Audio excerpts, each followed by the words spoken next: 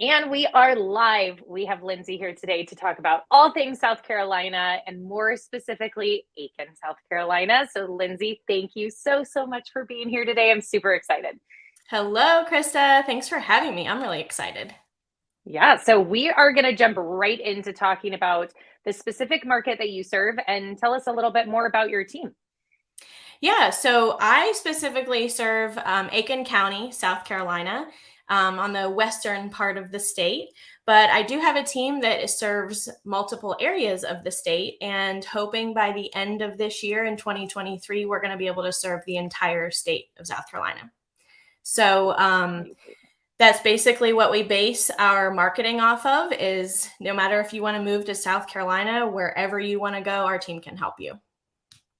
And Lindsey has an amazing YouTube channel, and I'm going to make sure to link it below so everyone can check out more about South Carolina living there. So thank you so much for being here today. So we are really going to dive into really talking about what the general outlook looks like in your area, where people are coming from. I know that we offline talked a little bit about people buying secondary homes there. So paint a little bit of the picture of what real estate looks like in your area. Yeah, so I actually went back to some of my production the last few years and tried to see how many people came from California. And I definitely have double digits. So I actually have a few people in my pipeline right now that are coming from California. Most of those people I see, well, really anywhere they're moving from, they're looking for a lifestyle change, not necessarily working for the weekend kind of lifestyle. Our area is really well known for recreation and just kind of enjoying your life, whether it's outside or whatever, being part of clubs. So we have people moving from all over. A big part comes from the New England area, the East Coast, whether it's New Jersey, New York, New Hampshire, Connecticut. I've had quite a few of those last year. And now I even have some people from Florida that are kind of moving their way halfway back up. And then some from Texas too. So really all over. Everywhere. Yeah. And So, some of them are second homes. Some of yeah. them are looking to, if they're able to work from home, it's great because then they kind of have the lifestyle they want, but then they can still work from home. And you would say that it's just kind of a slower pace than a lot of these other locations people are coming from. Is it price? What's driving people there? Definitely both of those. More affordable cost of living. The property taxes and taxes overall in the state of South Carolina are significantly lower than the national average. So that's a big driving factor. And then, yeah, just the slower pace of life. People are very friendly in the South. Our food is amazing. And just overall good quality of life. I love it. And I know I'm following along every time you post a picture or anything else on Instagram. And I'm going, this is a place that I need to take my family to visit because it just looks so beautiful there. And it seems like, and let's touch on this a little bit, but it seems like the weather is relatively mild, right? We're not seeing, you don't have 12 feet of snow when you wake up in the morning. So it seems like coming from especially California and a lot of those other states that you mentioned, it's a little bit more of an easier transition, right? So Yeah. tell me a little bit more about what your advice is to people that are relocating out of state to your area. So, what I love most about South Carolina is you really have activities for everyone. Like, if someone wants to go to the beach or go to the mountains or go to the lake or have countryside, it is all over the state. And so, one of my business partners with our YouTube channel, he serves the upstate. They do get snow. It doesn't really stay on the ground, but it's that little bit of a difference. If you really want to get a taste of some snow, drive about 2 hours north of Aiken, and there you go. A little bit more humidity kind of in my area, but overall it's enjoyable. And to be 2 to 3 hours, my area of Aiken County is about 2 to 3 hours from all of your famous beach getaways, metro areas like Atlanta, Charlotte, Savannah, Hilton Head, Charleston, Myrtle Beach. We're 2 to 3 hours from all of that. So I love being able to live in that small town vibe, but not really be a part of that big city hustle. That's amazing. And how close are you to a bigger city? So Augusta, Georgia would probably be our closest. And what most people know Augusta, Georgia for is the famous Masters golf tournament. So it Mhm. brings the game of golf to Aiken to be able to enjoy that. And then the next closest is Columbia, South Carolina, which is our state capital. And it's, depending on where you are in Aiken, it's 45 minutes to an hour.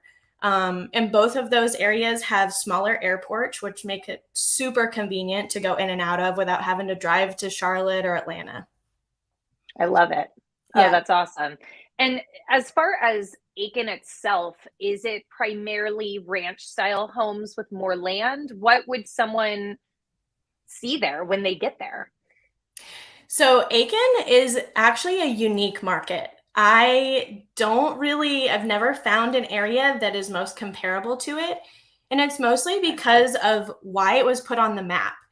Aiken was founded with the railroad system, and then it became popular for a getaway to get away from diseases and like health problems for a lot of the people up north. It's really interesting. And then it became popular for recreation, golf, equestrian sports, being outdoors, and all of that. So you literally have everything from $100,000 manufactured home on a couple acres all the way up to a $6 million plantation or historical estate. So it's Wow. really unique. I specialize in equestrian properties. I do really everything all over the board, but that's my specialty, and that's horse friendly properties. But our area is pretty known for equestrian neighborhoods. We have more than 30 neighborhoods that are just specific to people and their horses. So that's really cool, really Wow. unique. We also are known for what's called a hunt box, which is where the house is attached to the barn. It's all one structure. Some people hear of it as a barn dominium, but this is truly what it's called, is a hunt box. And someone actually like lives right next to their horses or even above their horses. So that's a pretty like unique thing that you'll see here, but really everything all over the board. Um, Okay. Ranch homes, Is there an, historic yeah, estates. go ahead. Go ahead. Let's say ranch homes, historic estates, all of that. And then as far as our average price point, it Yeah. typically stays around or just under $250,000. But right now, we actually just got our comparison from this time last year, where we're actually above about 12.5% from this time last year. We're about $267,000 for our median price point. You guys are growing and your prices are getting stronger where nationally things are dropping down a little bit. So Yeah. that's great for you. That's well, you also just made the list of the top areas to look out for in 2023, right? So the eyes are on South Carolina right now. Yeah. For investment It's really properties. like an untouched market. It's like it's its own little Really economy. interesting. It's its own little secret town. We were also voted the South's best small town by Southern Living. So that kind of put us on the headlines a lot. People will be like, "Well, where is this? I want to know." Yeah. Yeah. That's great. Well, and you don't want the secret to get out too much because Yeah. then you don't want it Yeah. overpopulated. I seem to know a little bit to about that in California. And it's so cringeworthy to hear those numbers as I'm literally writing an offer for a client and their down payment is higher than your average purchase price. And it's like Yeah. for a, 3 bedroom, 2 bath, 6,000 square foot lot. Yeah. Right. So we're not talking about property. We're talking about a tract home. And Yeah. it's just, I understand, right? I understand why people are fleeing for more space and more room to breathe. Now, let's talk a little bit about the job market, right? What are people doing out in Aiken? How is the employment market and is it looking strong still? Absolutely. So, our strongest employer, which is actually one of the largest or the largest employer of South Carolina, is SRS, Savannah River Site. They bring in over 12,000 employees, everything from business development to engineers. Another big attraction for our area is industries like Kimberly-Clark. And then we're really close to Fort Gordon, which is opening up, which is over in Georgia, with their cybersecurity and all of that starting. So those are 3 big driving factors to our area. And do you see people relocating to your area because of employment? Yes. Yeah. Yeah, especially the way they have employment set up at SRS, people are pretty much set for life there. It's a great, they have a great setup. They have great pay, benefits, all of that. And we recently, in the last 5 years, had a huge flow of people that finally set out for retirement, and it opened up a big window for new people to relocate and younger people to move in, which is great.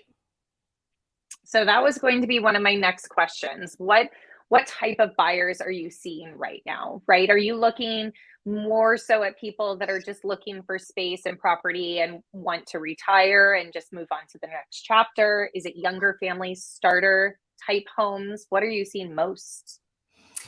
I know I've said it a couple times, but it's really all over the board. Yeah. When you have someone moving here for a job contract or relocation, that's a guarantee. If they get that job, they're moving. Especially when it comes to military, they get moved around all the time. So we have a huge part that I've had some clients that actually were out of Fort Sumter and also out of Fort Gordon. So it's a good middle place to be commuting to that and still kind of have that small town vibe. And then definitely some younger families just to get their kids here to be able to enjoy the recreation and be outdoors. And then tons of seasonal people, whether they're coming to have a winter home, second home, or even some of those equestrian people that are moving per season. You know, if they can't do anything outdoors up north in the winter, they're moving down here for the winter to do it. And then even down to Florida and kind of circle back around. Okay, got it. Yeah. Yeah, and it seems like the recreation end of it, there's just so much to do out there. It sounds like it's great for adventure lifestyle. What are some of the examples of things that people do outdoors there? We actually have one of the largest privately owned urban forests in the country, if not the largest. It's called Hitchcock Woods, and it's over 2,100 acres with 70 miles of trails to explore. What makes it Wow. really unique is it's free, it's open to the public, and there's no motor vehicles and no bicycles allowed. So it's very peaceful. You pass by people that are bird watching or hiking or riding their horse, walking their dog. So that is right in the heart of our downtown. So people can literally walk out their back door and walk right into Hitchcock Woods. So that's a huge thing that people are really attracted to. Golf, equestrian sports, a lot of racket sports, and just really enjoying the outdoors. We're very close to Savannah River, over just across the border from us to Augusta. So lots of water sports people can get involved in too. Yeah, pretty much any recreation you can think of, other than ice sports or snow sports. Well, comes with the territory, right? Yeah. No ice sports in, well, I was going to say no ice sports in the Bay Area either, but we do have hockey, but it's indoor and Yeah. it's man-made, right? It's generated for us. Now, as far as weather, so I actually did have one question coming from Instagram that people wanted to know, and I know I heard you use this word earlier, but people want to know how humid it really gets there. So I love that question because, well, I don't know, this hair doesn't do humidity well. So I gotta plan my trip when I come visit you. Yeah. So tell us about the weather. So it's definitely the last couple of years, the temperatures haven't really hit triple digits. It's the heat index that ends up just getting so astronomical. But actually, it's quite a bit hotter and more humid a little farther north, northeast, over in Columbia. They actually call it, funny enough, they call it the armpit of the state. It is like in a hole. There's no breeze. It is hot. It is humid. So luckily, we're a little bit farther from there. And I mean, you end up planning your day around your morning activities and your afternoon. You don't do anything outside between like 12 and 4 o'clock. The high noon. Yeah. Otherwise, it's tolerable. I just don't recommend going in and out from air conditioned to the heat, to the air conditioned to the heat. Like, stay out in the heat.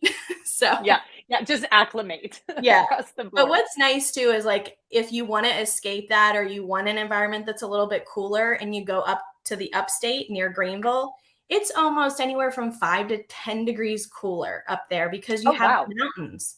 And then if you move towards the coastal areas, you have that little bit of a coastal breeze if it's happening. So if you're lucky. Yeah. And you said tolerable. So let's just go in summer. What do you expect as far as humidity and temperature? And then same goes for winter. So summer temperatures are probably like the low to mid 90s. And then in the winter is probably mid to high 50s. Today, we actually have, it was kind of cold this weekend, but Wednesday and Thursday is supposed to be in the 70s. So we're all kind of like, what is happening? That's amazing. Yeah. I would stop working and just sit outside for 2 days. Yeah. Oh, that sounds wonderful, especially right now because we are in deep storms in California. So it sounds like a dream at the moment. Mm-hmm. And do you guys get a lot of rain? Because it seems very green.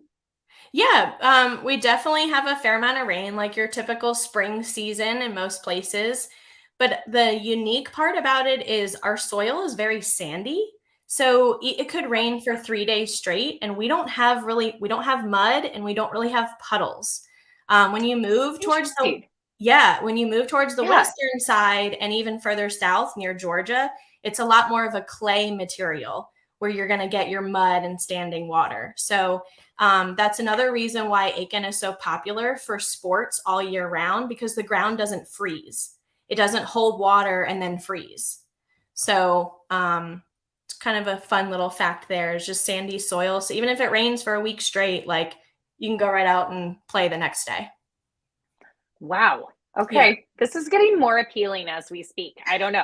Maybe this whole relocation series is actually just a ploy for me to figure out my retirement. We're actually planning Christa's move. Yes. A secondary home. Let's not get too far. I can't be ripped away from California yet. Well, I want to mention too, because we've talked about secondary homes, and our rental market is really, really strong here, because we have the inflow of seasonal people or the people with horses. All they care about is a place to shower and put their head down at night. As long as their horse is somewhere safe or they've got activities to do, they don't really care where they are. So if you wanted to look into, or you or anyone wanted to look into a short-term rental, which I'll mention, this was actually originated here in our area. It's called the Augusta Rule. It's overall with the IRS. So it's not just my area, but it started here. It's called the Augusta Rule, where you can rent your personal home out for 14 days a year and not claim a dime on your personal taxes. So interesting. There's people here that can rent their home if you're in a good location and you've got a great home that's in, good condition. You can rent your home out to $1,000 to $1,500 per bedroom and bathroom per night during Masters Week.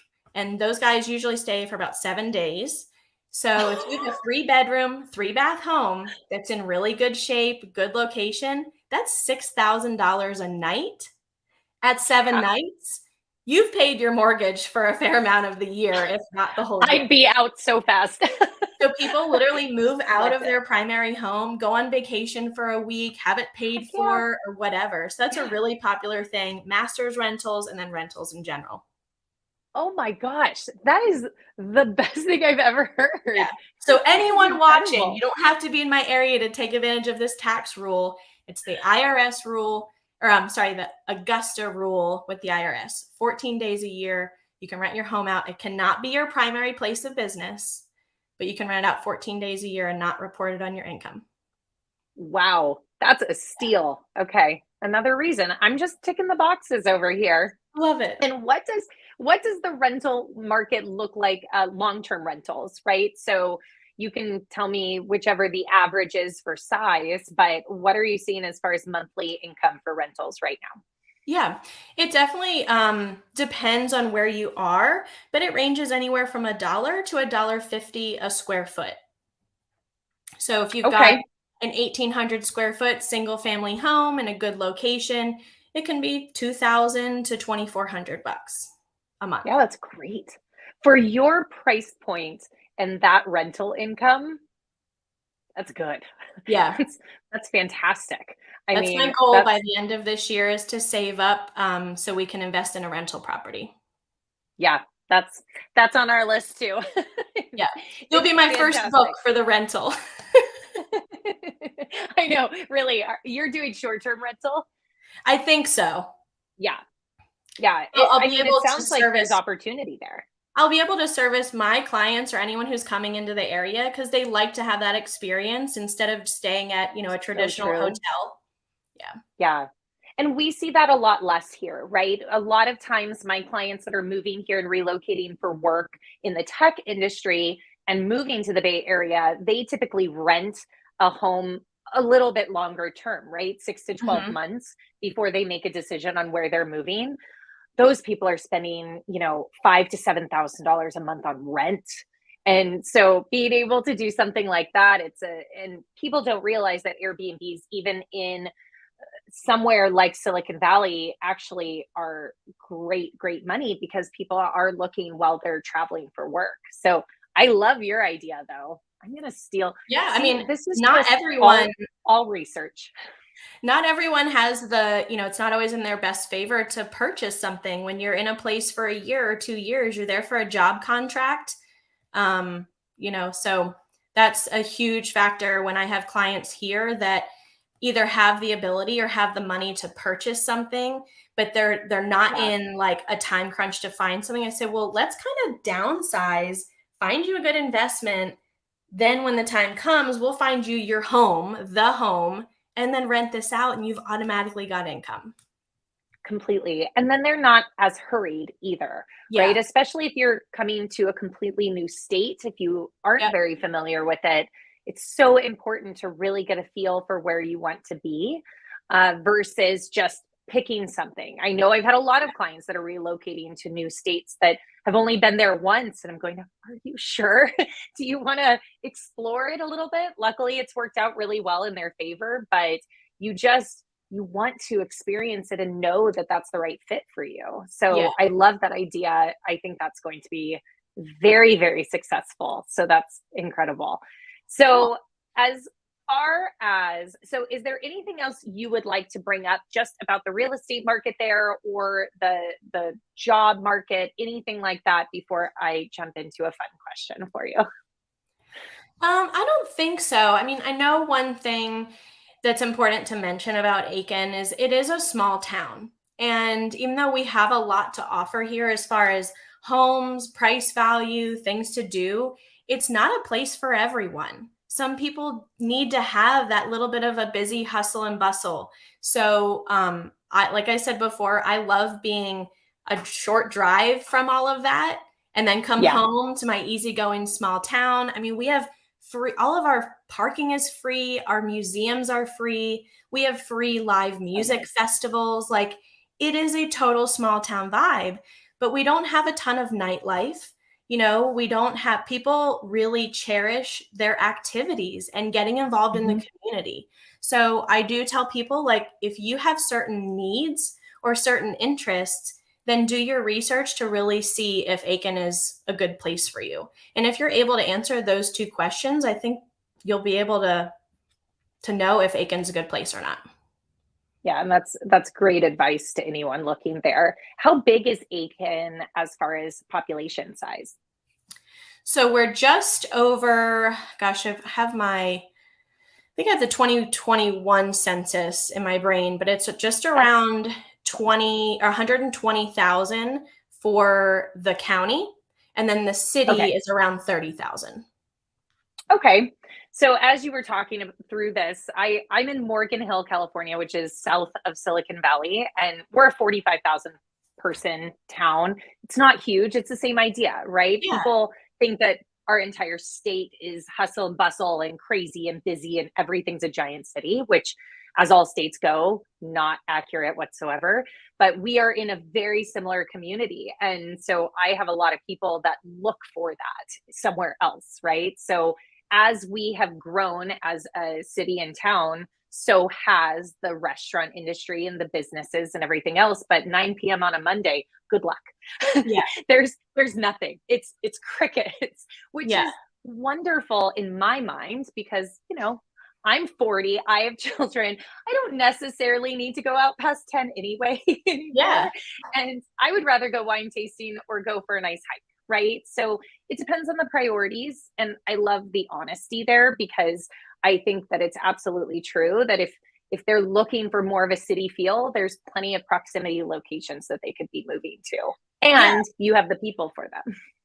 Yeah, and something people don't realize is that South Carolina doesn't have a metro.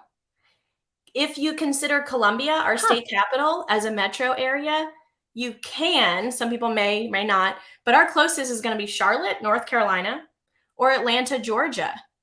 And so even if you're looking for really that big city vibe, you better get like on the border somewhere. If you want to still be in South Carolina, but up towards Charlotte, it's going to be Rock Hill or Tega Cay, sometimes those areas. So South Carolina in general doesn't have a big city vibe unless you're in Columbia. Greenville's getting a little bit more grown that way. But I'm with you. I'd much rather go enjoy my day and activities with friends instead of spending a bunch of money at a bar on a night out.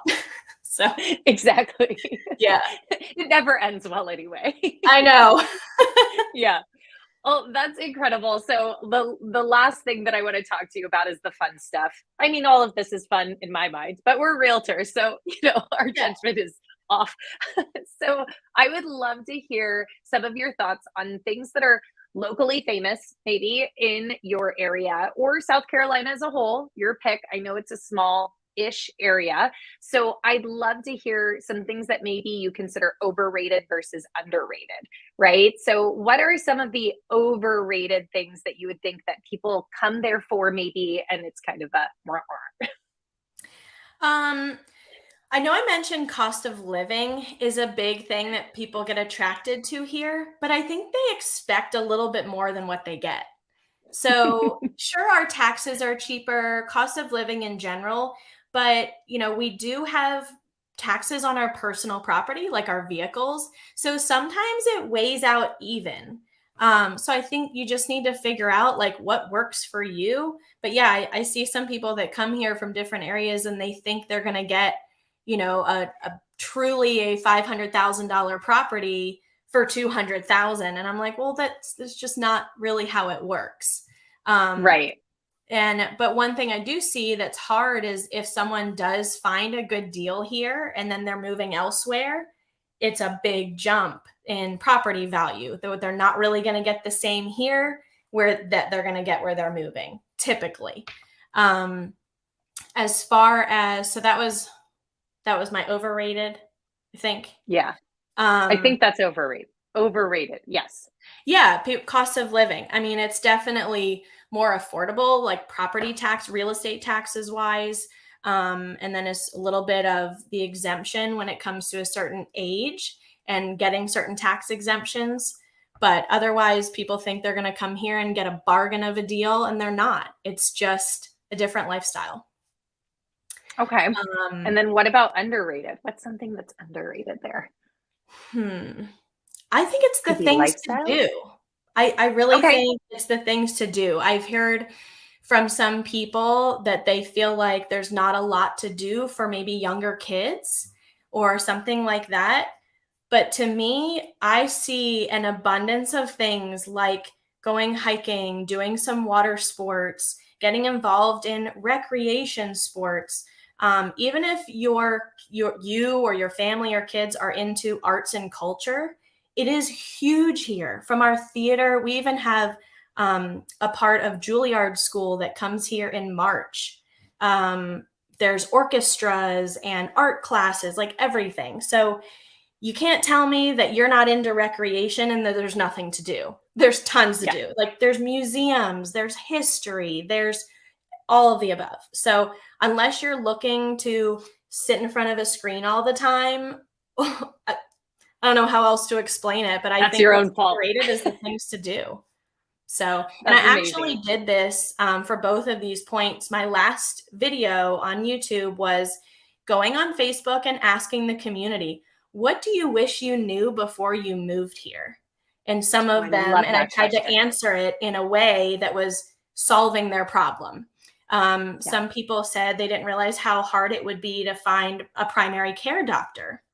We're a small town. We do have medical and healthcare, but we also have a huge medical district over in Augusta.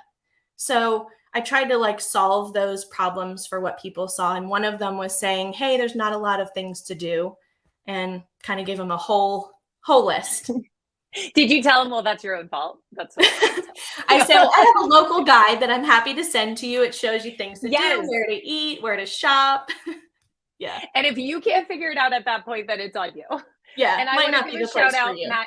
Thank you, Matt LaMarche, for saying hi. Come to Hilton Head. Yes. Yeah. Thank you, Matt, for your support. I appreciate it. He had to plug Hilton Head. Hilton Head is a good spot. It's Yeah. such an easy drive from where we are. I love it. How far is it from you? About 3 hours. Oh, not bad. And actually, funny fact here, my husband's family and myself go on a family vacation every year. It's part of our tradition, and we never leave the state. We always find a place that we love, whether we're going to Beaufort area to Fripp Island, down to Hilton Head. We've been to Murrells Inlet and those areas. So there's they're beautiful. we love There's it. just so much there. And that's something that Californians are very spoiled on, right? Because it's such a large state. More than anything else, it's the size and the variance between different cities and different areas. We can get snow to sand, right? So that idea of being able to vacation in your own state, it just is a testament to the quality of life that you have there. So I love that. Okay, one last question for you. Yes. What is your absolute top spot for a restaurant that you would recommend to anyone that's coming to visit you to shop for homes? Ooh, this is a good one. It's pretty easy. It's called Whiskey Alley. It is located in the alley, which is right in the heart of our downtown. And actually, the alley has an open container law. So you can enjoy your beverage, alcoholic or non, in the vicinity of the alley. So you're just like strolling the little sidewalk, like how they have the laws in Savannah, Georgia. But Whiskey Alley, it's excellent. All of our restaurants downtown are small business, locally owned. But the unique thing about Whiskey Alley is they change their menu every single week. And so they have a couple staples that they leave on that are like favorites of the visitors, but they change it every week for the most part so that you always have something new when you're there. And you will never find anything on their menu on another menu in the United States. I can probably guarantee that. Everything is so unique. It's very fresh. It's just I'm writing it down. And it's fine. Of course, just ignore me. Of course, it's called Whiskey Alley. So if you're a whiskey drinker, they have crazy amounts of options. If you really know what you're looking, I don't know what I'm looking or talking about, but I like the fun little boxes that they do, the smoked whiskey, and you open the box and all the smoke comes out. It's the whole ambiance of the entire thing. It's the experience. That's what I would be sold on. Yeah. But Whiskey Alley, it's delicious. It's amazing. Definitely recommendation for a reservation if you are doing that. And if you're waiting for your reservation, literally right across from it is called the Alley Tap Room. So you can have your beer while you're waiting for your table. Sounds like perfection to me. And it sounds like you've been there once or twice. So you are an expert. Definitely one of my favorites. Well, Lindsey, thank you so much for being here. I was so excited about this episode. So thank you for being on, and thank you for teaching everyone a little bit more about Aiken and pretty much all of South Carolina. I feel like we touched on a lot here. So can you tell everyone where to find you? Awesome. Well, thanks for having me again. This was really fun. You can find me with the same handle pretty much on all platforms, Lindsey Living in SC, Instagram, Facebook. My YouTube channel is Living in South Carolina. And like I said, we right now cover the Aiken area in this Midlands, as well as the upstate. By the end of the year, we're going to be able to have content for the entire state. So Lindsey living in SC and living in South Carolina. Try to keep it simple all across the board. Perfect. And Lindsey, stick around for a second. For the rest of you, thank you so much for watching. If you want to see other videos about relocation from California or really to anywhere, let me know in the comments, and definitely check out the rest of the playlist. Thank you, Lindsey, and I will see you soon.